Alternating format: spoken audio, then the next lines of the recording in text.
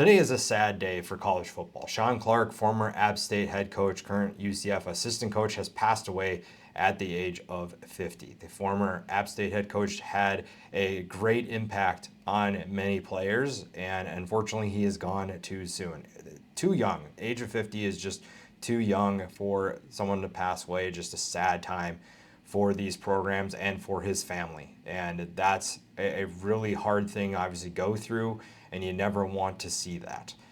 Shawn Clark had a great impact on his kids, on his players, and App State was lucky to have him for the time that they did. From 2019 to 2024, he did a lot of good things for this program. Took over as the interim in 2019. They win the New Orleans Bowl. Then he goes 9-3 in his first season with the Mountaineers. They get to the Myrtle Beach Bowl. They win that. And then they have a ton of momentum going in to the 2021 season. They go 10-4.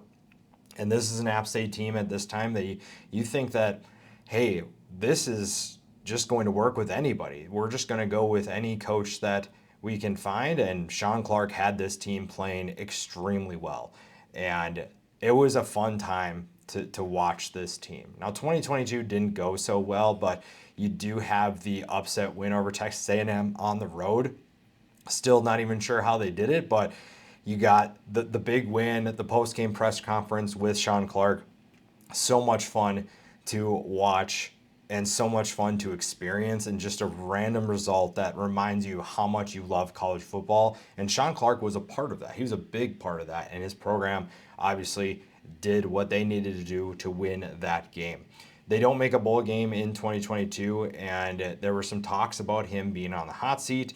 Goes 9-5 in 2023. They win the Cure Bowl, and they make it to the conference championship game. So you had a lot of things going for App State at this point, and Shawn Clark, again, did a lot of wonderful things for this program. 2024, unfortunately, after that season, he gets fired, goes 5-6. They had the one game against Liberty in which the weather canceled the game, so they finished with a losing record. Shawn Clark, unfortunately, gets fired there.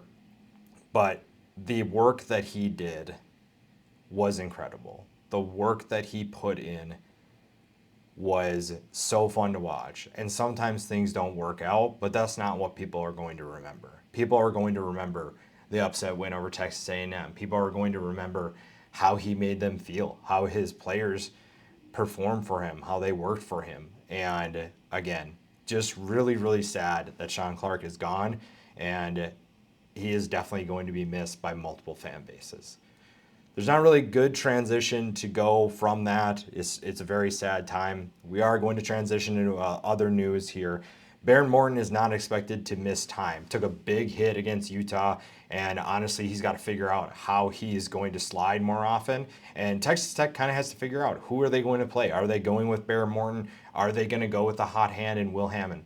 That is going to be a big question, and maybe they play both, but I don't think that's the smart decision. I don't think that's the right move, because Behren Morton gives them the best chance to win. Yes, Will Hammond, I think, had a good game, and it was fun to watch. He gives them an element that I think you can maybe filter in a little bit, maybe put in some packages for him, because Morton is not a runner. Hammond very much is. So that is something that could potentially be in their arsenal if they want to moving forward.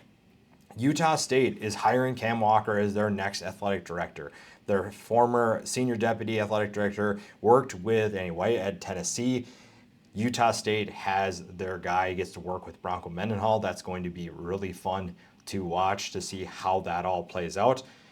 Pete Thamel obviously reported that, and that's a really exciting hire for Utah State. You get a guy who's hungry and obviously has shown what he can do at Tennessee, and now he gets to be the guy at Utah State.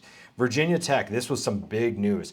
They proposed an increase in their athletic budget, and this is something we talked about even before Brent Pry was fired. Obviously, they're looking for a new head coach, and this potential increase makes them more attractive to whoever they're trying to hire. They're going to be able to say, hey, we're going to spend money on football. We are going to make sure that this is an investment in this program, because Virginia Tech is near the bottom in spending in the ACC, and that is one thing that desperately needs to change. If you want to make this program better, you have to spend money, plain and simple. Whether it's on the roster, coaching staff, you need to be able to show that, hey, we're going to be attractive to whoever wants this job, and we need to be able to show that candidate, this is what we're looking for in the future. This is what we would like to do, and this is how we want to approach it. That's going to be huge if Virginia Tech wants to get back on track. Syracuse fined $25,000 for faking injuries during their upset win against Clemson. This is not the first time we've talked about this.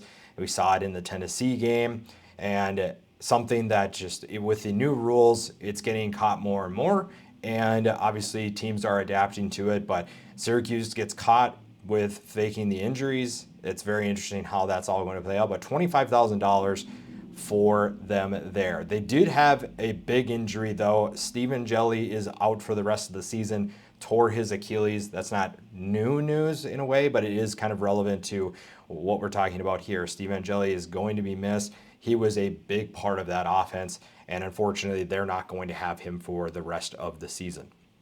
Pitt is going to retire Aaron Donald's jersey. I'm not sure why this took so long, but here it is. They're going to retire his number 97 for the Pitt Panthers.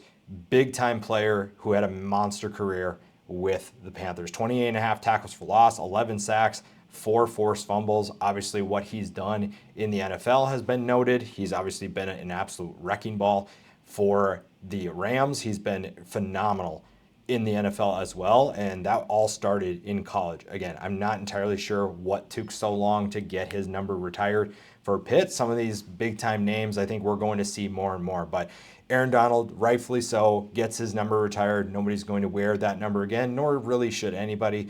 We saw Cam Newton get his number retired earlier this year, so I think we're going to see some of those big time players that we talked about in college football getting their numbers retired, and well, rightfully so, like I said.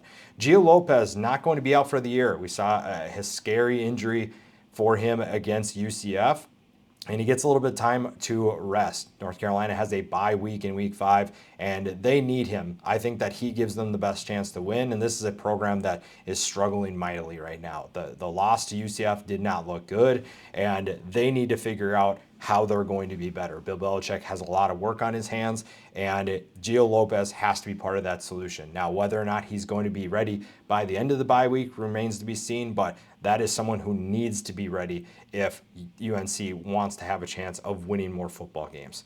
And then finally, Colorado's Jordan Seaton. He had a hamstring injury that kept him out against Wyoming this weekend. We saw him go out. Weren't really sure what was going on there. Hamstring injury. Not really sure what his status is going to be for the game against BYU this week. That is a big game for Colorado, and BYU is a tough team up front, and they're going to need Seaton as much as he can play. We'll see how much he is able to go, and if he's at 100% or not. If he's not, how does that affect his game is probably a big question we'll have to answer. That is the news for today. Plenty of things to discuss. If you like the video, make sure you subscribe to the channel, and as always, we'll see you in the next one.